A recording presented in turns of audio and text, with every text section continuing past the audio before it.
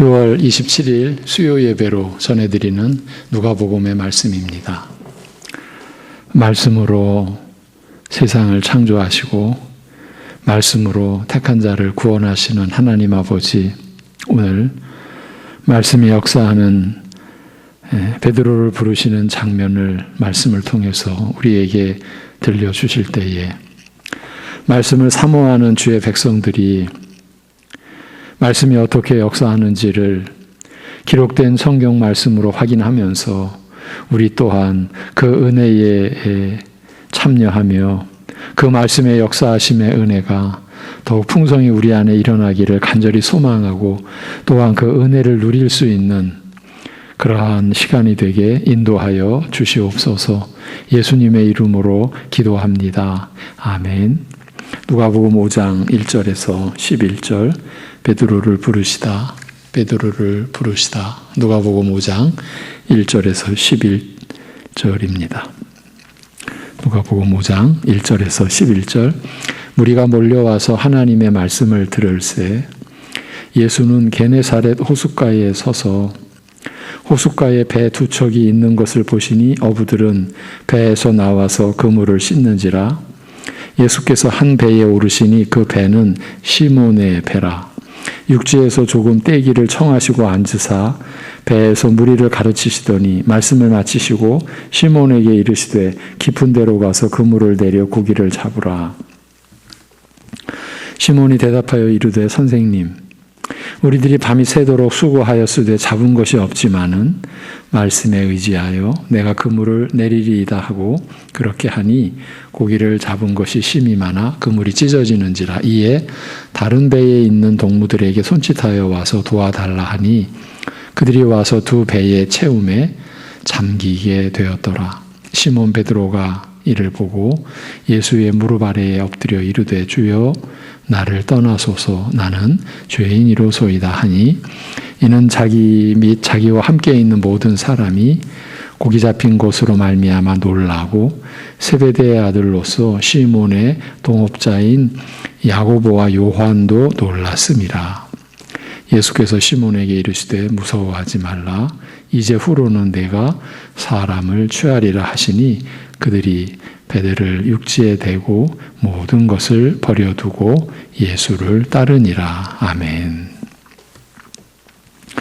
예수님께서 천국 복음을 곳곳에서 전하실 때였습니다. 갈릴리 지역에서 복음을 전하시니 많은 무리가 그에게 나와 하나님의 말씀을 들었습니다. 예수님께서는 갈릴리 호숫가에 서신 채로 말씀을 가르치시고 많은 무리가 그에게 가까이 나아왔을 때에 마침 호숫가에 배 두 척이 있고 어부들이 밤을 새워 고기잡이를 한 끝에 배에서 내려 그물을 씻고 있는 것을 보셨습니다.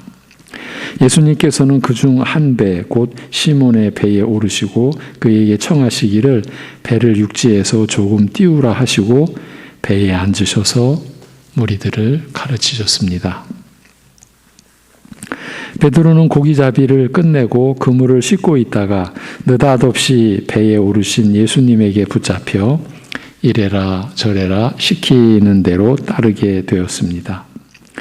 밤새 고기잡이 하느라고 중노동을 한 데다가 잠을 자지 못하여 피곤한 가운데서도 어쩔 수 없이 예수님께서 무리들에게 가르치시는 하나님의 말씀을, 천국을 전하시는 말씀을 들을 수밖에 없게 된 것입니다. 시몬 베드로의 생애에서 가장 극적인 그런 날이었다. 그렇게 볼 수 있겠죠.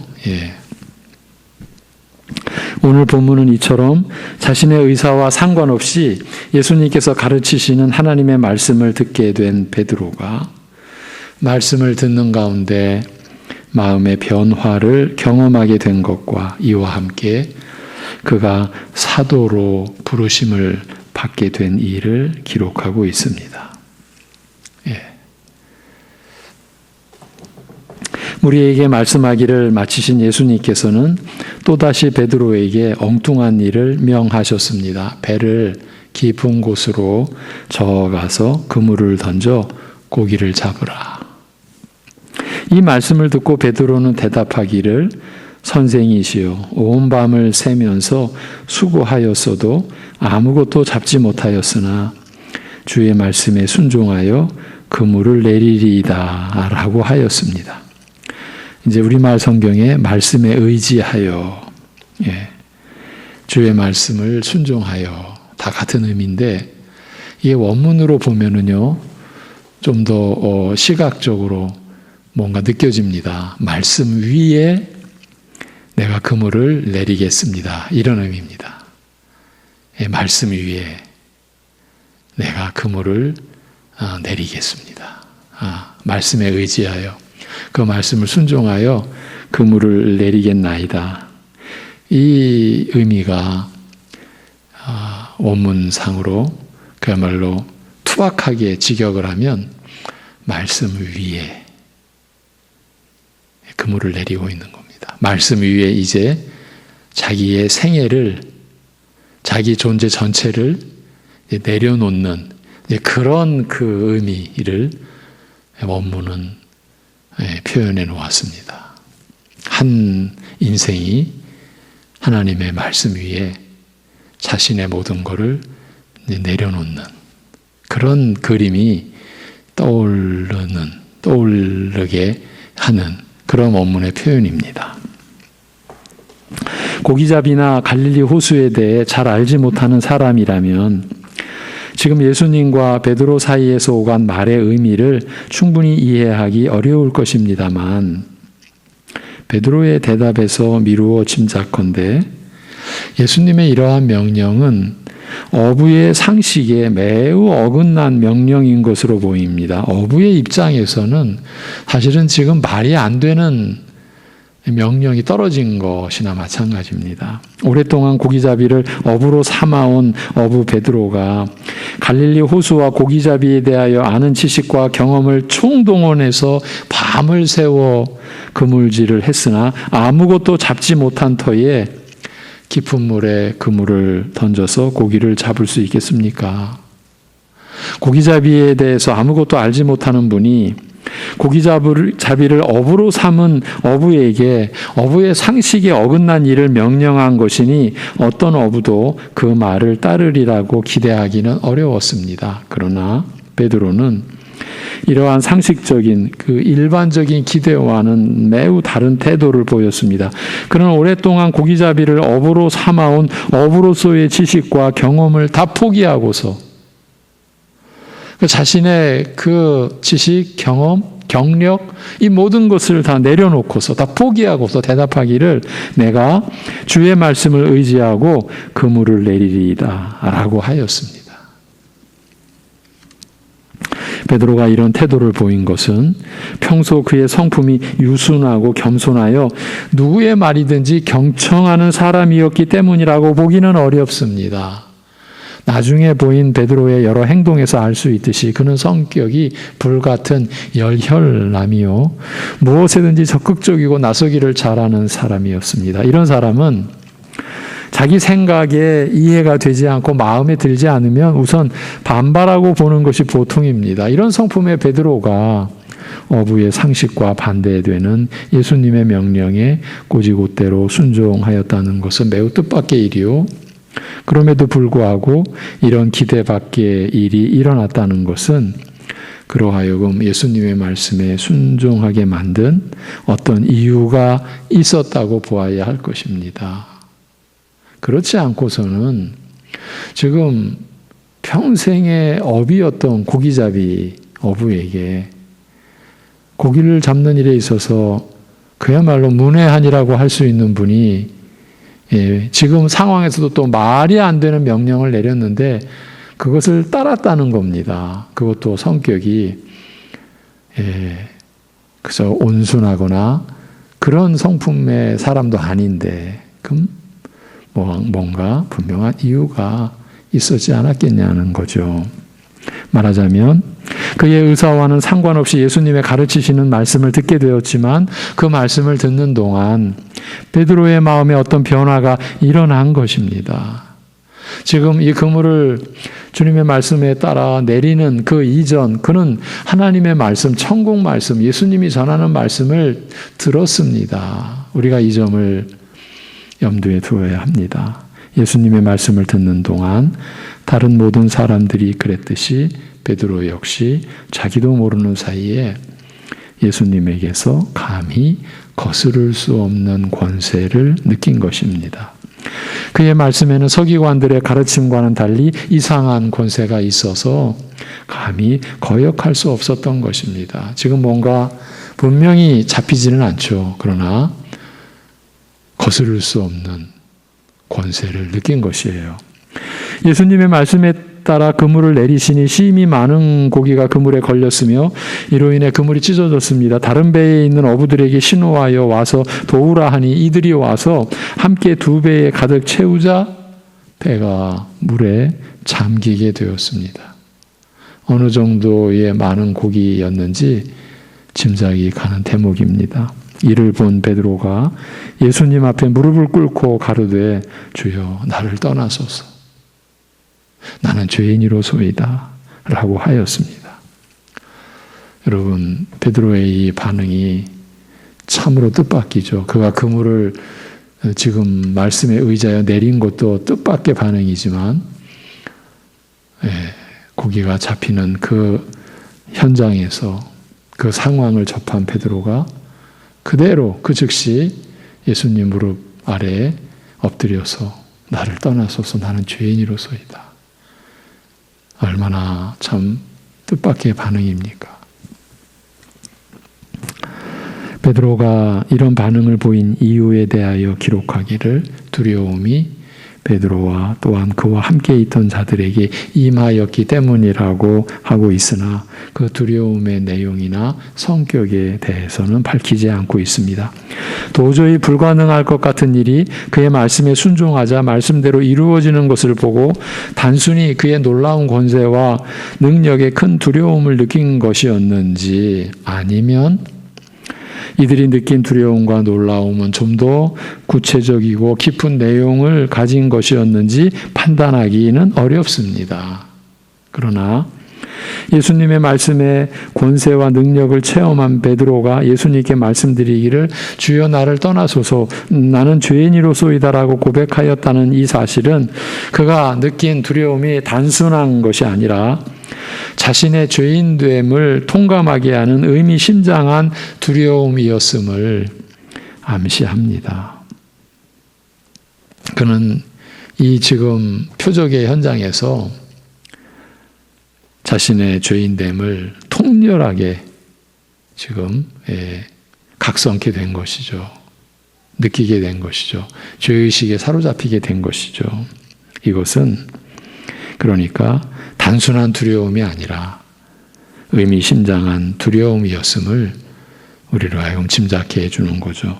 그리고 예수님의 권세와 능력을 체험한 순간 자신의 죄인됨을 깊이 의식하게 한 것은 베드로가 자기 의사와는 상관없이 한동안 듣게 된 예수님의 말씀, 하나님의 나라에 대하여 가르치신 말씀이었으며 그리고 그 말씀이 그의 마음속에 일으킨 변화였다고 할 수 있습니다. 그를 이렇게 자신의 죄인됨을 깊이 의식하게 한 것은 예수님이 가르치신 말씀, 하나님 나라에 관한 그 말씀이었습니다. 그 말씀이 그의 마음속에 일으킨 변화였습니다. 주여 나를 떠나소서 나는 죄인이로소이다. 말씀이 역사한 겁니다. 우리가 데살로니가 교회를 통해서 우리가 본받고자 하고 간구하고자 하는 것, 우리 안에 말씀이 역사하여 주옵소서. 지금 베드로가 그 말씀이 역사하는 현장에서 하나님의 은혜를 체험하고 있는 겁니다. 우리는 예수님께서 베드로의 배에 앉으사 무리들을 가르치신 말씀, 그리하여 베드로가 바로 곁에서 듣게 된 그 말씀의 내용이 구체적으로 무엇인지 알 길은 없으나 이때까지 곳곳에서 예수님께서 가르치신 내용과 크게 다르지 않았을 것이라고 생각됩니다. 모든 얽매임에서부터 자유케 하시는 하나님의 은혜의 때에 관한 내용도 있었을 것이며 마음으로는 하나님을 싫어하고 선지자들이 전하는 하나님의 말씀을 거스르면서도 스스로 하나님의 백성이요 그의 은혜를 받기에 합당한 자라 생각하는 이스라엘의 뿌리 깊은 죄악과 그 마음의 악을 지적하시고 회개하라 경고하시는 내용도 있었을 것입니다. 이러한 말씀에서 막연하게 이상한 권세를 느끼던 베드로가 깊은 데 가서 그물을 던지라는 명령에 순종한 결과 예수님의 말씀의 능력과 권세를 눈앞에서 직접 체험하게 되는 순간 이와 더불어 예수님께서 전하신 복음의 내용이 천국에 관한 말씀이 능력으로 임하는 것을 경험하였다고 할 수 있습니다. 말씀의 능력을 경험한 것이죠. 말씀이 역사하는 그 은혜를 받게 된 것이죠. 하나님 앞에서 자신이 죄인임을 일깨우는 말씀이 강력하게 그의 마음을 때려 죄의식을 깊이 통감하게 되었던 것입니다. 자신이 죄인임을 깨닫는 것과 동시에 베드로는 예수님에게서 자기와 같은 죄인이 감히 가까이 할 수 없는 어떤 거룩함을 느꼈습니다. 이제 두려움이 경외감으로 그렇게 변화된 의미도 있는 거죠. 경외함과 거룩함을 느낀 거예요. 그는 참으로 하나님의 거룩하신 분이심을, 그는 하나님이심을 확연하게 깨달은 것입니다. 베드로가 예수님을 향하여 주여 나를 떠나소서 나는 죄인이로소이다 라고 고백한 말 속에는 배가 물에 잠길 만큼 많은 고기를 건져 올린 표적을 통하여 예수님의 권세와 능력을 경험한 순간에 깨닫게 된 이러한 내용들이 함축되어 있었다고 할 수 있습니다. 또한 말씀으로 모든 것을 가르치시고 전하신 후에 예수님께서 굳이 베드로를 위하여 이러한 표적을 행하신 것은 그가 들은 하나님의 말씀을 분명하게 체험적으로 깨닫게 하시려는 의도에서였다고 할 수 있습니다. 이것이 예수님의 의도요, 예수님의 행하시는 일이죠. 말씀을 통해서도 저들을 새롭게 하시고 또 그 말씀을 분명하게 체험적으로 깨닫도록 직접 표적을 나타내시기도 하시는 이 예수님의 사랑과 이 열심을 우리가 지금 대하고 있는 거예요. 우리에게도 동일한 사랑과 우리를 향하신 마음을 지니고 계시는 건 아니겠습니까? 자신의 죄인됨과 예수님의 거룩하심을 생생하게 체험하고 두려워 떠는 베드로에게 예수님께서 말씀하셨습니다.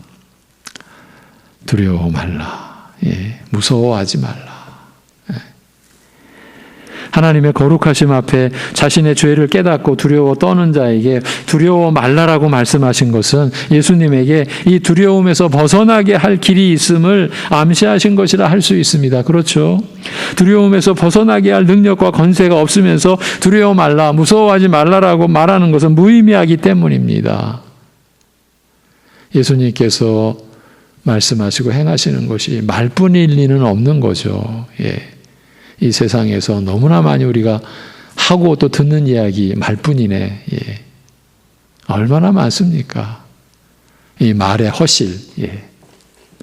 말뿐이라는 이것이 그래서 사실은 우리가 하나님의 말씀에 대한 근본적인 취약함, 근본적인 약점, 말씀에 대하여 또 말뿐이 아닐까. 이런 의식은 우리에게 누가 가르쳐주지 않아도 이미 우리 안에 깊이 내재되어 있는 하나의 죄의 성향, 본성이죠. 그런 가운데서 우리가 말씀을 생명처럼 여긴다라고 하는 것, 이건 그야말로 은혜고 우리 안에 계신 성령께서 우리를 인도하신 결과라고 우리가 고백하는 것이 마땅하죠. 그러니까 두려워 말라라고 말씀하신 것은 예수님께서 그 두려움에서 벗어나게 할 길이 있다. 이것을 전제로 바로 그 점을 암시하신 것이라 할 수 있는 거죠. 이런 표적과 말씀을 통해서 예수님께서는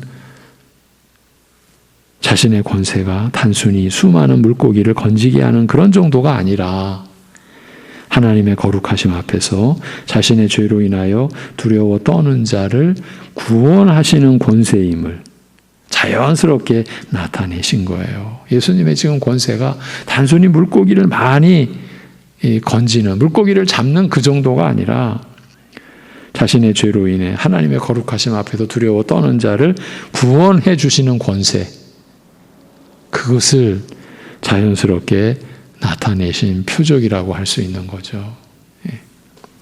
내가 너로 사람을 낚는 어부가 되게 하리라. 오늘 본문에서 이제 후로는 내가 사람을 취하리라. 이 말씀에서 우리는 예수님께서 베드로를 위하여 행하신 표적의 더 깊은 뜻을 읽을 수 있습니다. 거룩하신 하나님 앞에서 죄인이 갖는 두려움과 공포에서 벗어나는 은혜를 입은 베드로에게 다른 사람들을 동일한 은혜로 인도하는 일을 맡기실 것을 알리시는 표적이기도 한 것입니다. 여러분, 하나님의 거룩하심 앞에서, 달리 표현하면 거룩하신 하나님 앞에서 죄인이 갖는 두려움과 공포, 우리도 경험해 왔었고요. 그러한 은혜를 체험한 순간이 있고요.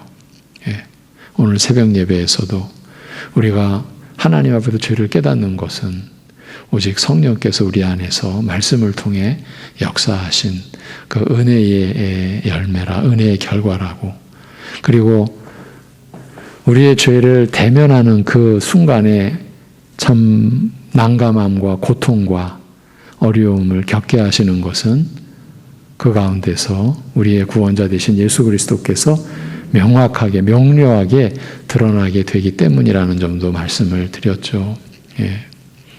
지금 베드로가 하나님의 말씀을 지금 체험하고 말씀의 역사를, 그리고 예수 그리스도의 그 권세를 지금 체험하면서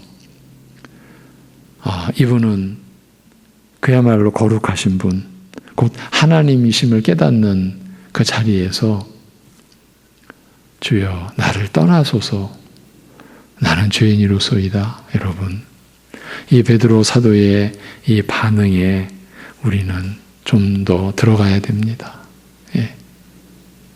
우리가 하나님께 더 가까이, 우리는 늘 언제나 하나님과 함께, 임마누엘의 하나님의 은혜, 하나님과 함께, 하나님께 더 가까이, 이렇게 우리의 신앙 고백이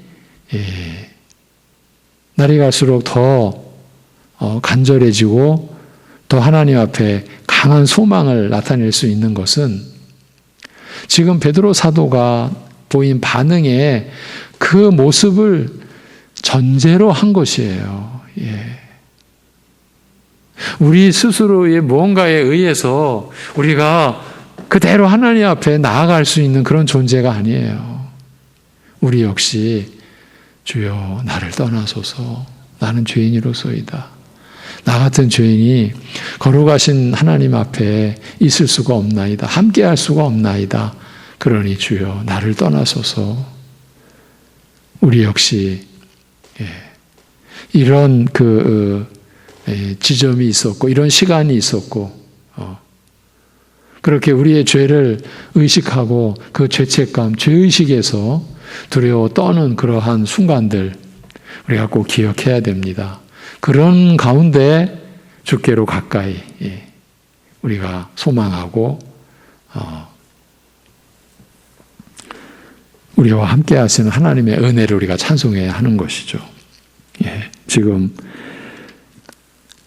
우리가 나누던 내용은 예수님의 표적은 단순한 것이 아니었다. 거룩하신 하나님 앞에서 죄인이 갖는 두려움과 공포에서 벗어나는 은혜를 입은 베드로에게 다른 사람들을 베드로가 경험한 동일한 은혜로 인도하는 일을 맡기실 것을 알리시는 표적이기도 한 것이었습니다. 예수님의 부르심을 받고 베드로는 배를 육지에 댄 후 모든 것을 버려두고 예수님을 쫓게 되었습니다. 이제 사도로서의 생애로 베드로와 여기 함께했던 세베대의 아들 야고보와 요한. 참 새 생명의 길을 이제 가게 되는 거죠. 어부로서의 이전 생활과 관련된 모든 것을 버리고 그리스도께서 부르신 새 삶을 시작한 것입니다. 물론 그리스도 안에서 새로운 삶을 시작하는 것이 베드로와 같이 문자 그대로 이전 생업을 완전히 버리고 이전과는 외적으로도 완전히 다른 생활을 시작하는 것일 수 있으나, 그렇다고 해서 그리스도를 따르는 자가 반드시 이전 생업을 포기해야 하는 것은 아닙니다. 한 사람은 이러하고 한 사람은 저러할 것입니다. 이러한 그 구절을 우리가 잘못 이해하면, 예수님을 믿으면 이전 생업은 다 버려야 된다, 이렇게 가르치는 것은 옳지 않습니다. 그러나 비록 여전히 이전 생업에 종사하여 외부적으로는 아무런 변화가 없는 경우라 할지라도 그 내용과 질은 완전히 달라질 수밖에 없습니다. 똑같은 일이 이전과는 전혀 다른 의미를 가지게 되기 때문입니다. 똑같은 일을 해도 의미가 달라지는 겁니다. 제가 종종 다른 본문 또 다른 내용을 나누면서도 이런 말씀을 드리죠. 이제 우리가 하는 일의 의미가 달라졌다. 가치가 달라졌다. 포괄적으로 신자의 하루하루의 의미가 달라졌다. 그렇게 말씀을 드려온 내용과 같은 맥락입니다. 그리스도를 따르게 된 자는 이전과는 전혀 다른 생각과 태도로 생업에 종사하게 되기 때문입니다. 비록 외부적으로는 아무 달라진 것이 없는 것 같이 보일지라도 내 우리 속사람이 완전히 달라졌기 때문입니다. 그리스도를 믿는다는 것, 그리스도를 쫓는다는 것은 이런 의미에서 완전히 새로운 삶, 이전의 모든 것과 결별하고 완전히 다른 새로운 삶을 받아들이는 것일 수밖에 없습니다.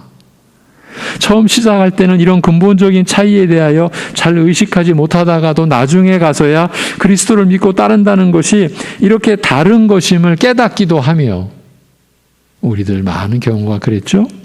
또한 이전과는 전혀 다른 삶을 요구하는 믿음 앞에 좌절하며 괴로워하는 경우도 없지 않으나, 이것도 역시 우리가 경험했던 내용일 수도 있죠. 그러나 기실, 새로운 삶은 처음부터 시작된 것이요, 다만 이를 분명히 의식하지 못하였을 뿐인 것입니다. 또렷하게 명료하게 의식을 못하였을 뿐이지, 새로운 삶은 처음부터 이미 시작된 것이에요. 우리의 속사람이 완전히 달라졌기 때문입니다. 성령께서 역사하시어 이제 십자가에 못 박히신 그리스도의 은혜 위에 우리가 서게 되었고, 그리고 거듭난 이제 새 생명, 새 본성으로의 그 삶을 살 수 있게 된 것이에요, 실제로는. 그런데 그것이 나중에 가서야 그리스도를 믿고 따른다는 것이 이렇게 다른 것이구나, 이렇게 우리로 하여금 새로운 삶을 살게 하는 것이구나라는 것을 깨닫기도 하게 되는 것이죠. 물론 이 시간적인 차이도 앞에서 말한 것처럼 일률적이지는 않습니다. 어떤 분들은 그 간격이 좁을 수도 있고, 어떤 분들은 좀 안타깝지만 많은 시간이 소요되는 우리 신자, 우리 가족분들도 있다라고 하는 것을 우리가 잘 알고 있습니다. 여하튼 오늘 우리는 말씀이 역사하는 자리에서 베드로 사도가 사람을 낳는 어부로, 사도로 부르심을 받게 되는 그런 역사적인 장면을 보았습니다.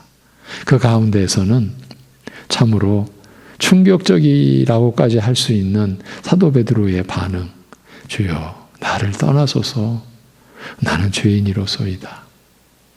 우리가 잘못 생각하거나 경박한 상태라면, 그런 주님을 만났으면 펄쩍펄쩍 뛰며 그냥 가까이 나아가서 그저 옷자락이라도 붙들고 더 격정적인 사람 막 부둥켜 안고 그렇게 연상할 수도 있으나, 그 어미로우심 앞에, 그 거룩하심 앞에 죄인된 우리가 나타낼 수 있는 가장 진실된 모습.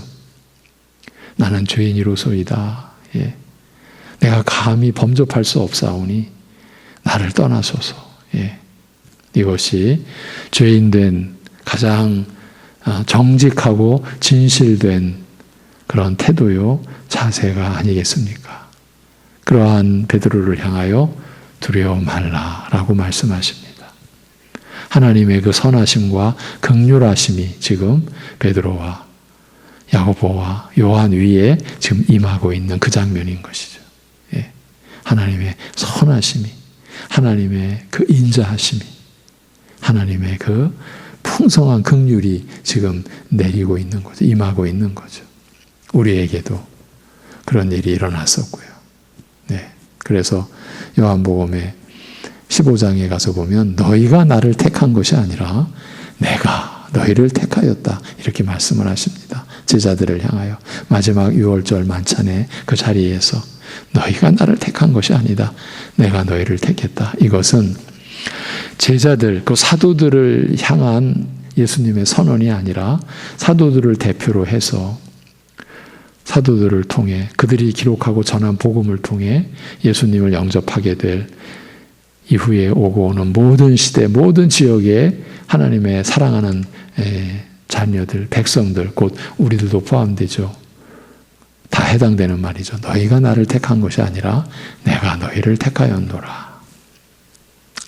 하나님 아버지, 이 은혜를 감사합니다.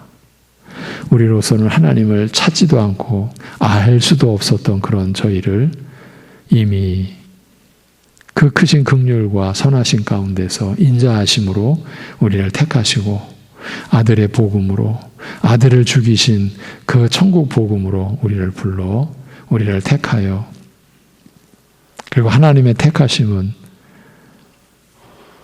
그저 신용만이 아니라 말로만이 아니라 실제로 구체적으로 그 역사가 우리 안에서 일어나서 우리로 하여금 죄인됨을 깨닫고 오직 그리스도만을 붙잡음으로 우리가 죄를 속량받고 죄 사함 받은 은혜로 새 사람 되고 하나님의 자녀로 우리가 영원히 살 수 있도록 이 모든 은혜를 내려주신 그 은혜를 감사드립니다. 아버지 하나님, 우리에게도 이러한 말씀이 역사하는 그 은혜를 늘 우리가 누리게 하옵소서. 우리가 예배를 드리며 받는 말씀 가운데 그리고 각자 하나님의 말씀을 보고 들을 때에 이 말씀이 우리 안에서 역사하고 그리하여 우리의 죄악됨과 우리의 어두움과 우리의 패역함이 말씀으로 인해서 드러나고 그래서 그 말씀의 인도하심을 따라 하나님 앞에서 엎드려 회개와 또 새롭게 됨을 구하고 그리하여 우리로 하여금 외적으로는 예전과 똑같을지 몰라도 이제 완전히 달라진 새 사람으로 그리하여 새로운 삶을 누려갈 수 있도록 그것이 날마다 이어지는 우리 신자들의 거룩하며 신령하며 복된 그런 날들로 그 생애가 채워지도록 역사하여 주시옵소서. 말씀이 역사하는 교회, 말씀이 역사하는 가정이 되게 인도하여 주시옵소서. 그 가운데서 지금 연약함을 겪고 또 어려움과 고통을 겪고 있는 심령들 가운데 임하셔서 우리의 생명을 보존하시고 지키시는 하나님의 그 약속을 믿음으로 일깨워 주시고 그래서 하나님만을 더 붙들고 그 어려움으로 인하여서 더 하나님을 의지하는 법을 배우고 실제로 주님께 모든 걸 맡기는 삶이 훈련되어지고 이루어지는 역사가 있음으로 인하여서 그 심령에 하나님으로 인한 평강이 임할 수 있게 하여 주시옵소서. 여호와께서 우리의 목자시니 내게 부족함이 없으리로다라고 고백하는 시편 기자의 그 찬양이 오늘 우리의 고백이 되게 인도하여 주시옵소서. 예수 그리스도의 이름으로 기도하옵나이다. 아멘.